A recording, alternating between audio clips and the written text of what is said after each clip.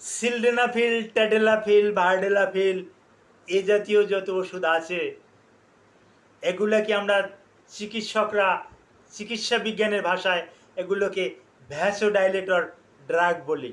অর্থাৎ এটা রক্তচাপটাকে নিয়ন্ত্রণ করে, রক্তচাপটাকে কিন্তু কমিয়ে দেয় ভ্যাসোডাইলেটর। তো এই ভ্যাসোডাইলেটর যাদের হাইপোটেনশন আছে, এই হাইপোটেনশন রোগীরা যদি খায় তাহলে কিন্তু তারা কোমায় চলে যেতে পারে, তাদের কিন্তু প্রেশার একেবারে নাই হয়ে যেতে পারে।